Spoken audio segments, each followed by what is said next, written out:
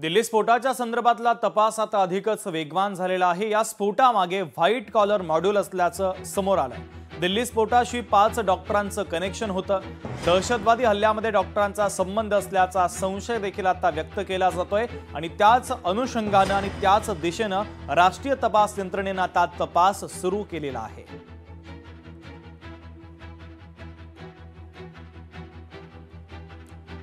तर फरीदाबादमध्ये अटक करण्यात आलेल्या शाहिनाचा सुद्धा स्फोटासोबत संबंध असल्याचा आता समोर आलेला आहे।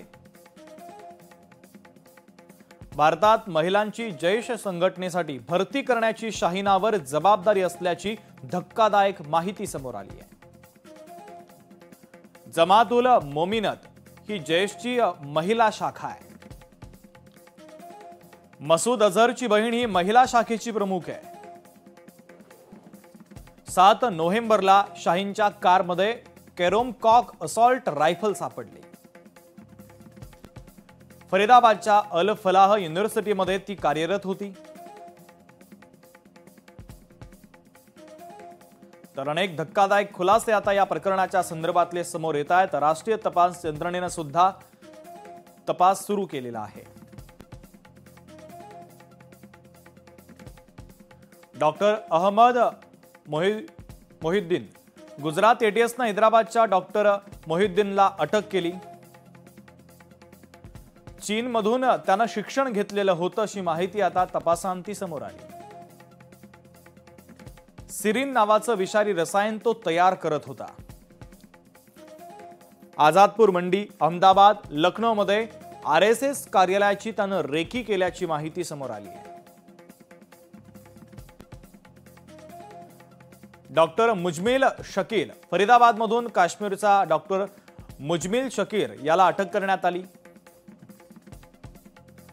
अल फलाह युनिव्हर्सिटीमध्ये तो शिकवत होता।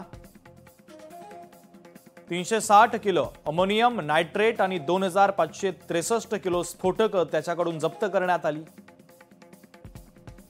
जैश आणि श्रीनगरमध्ये दहशतवादी पोस्टर लावण्यामध्ये तो सामील होता।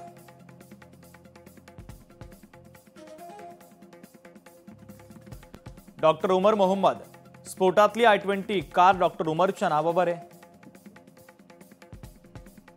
स्फोटाच्या वेळी तो कारमध्येच असल्याची माहिती आहे।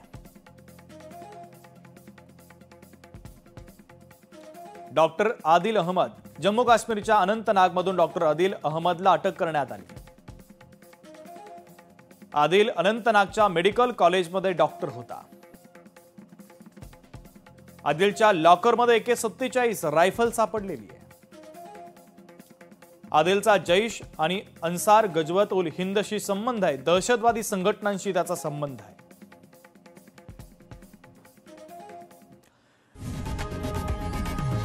लोकशाही मराठी ऐका, पहा, जागरूक रहा।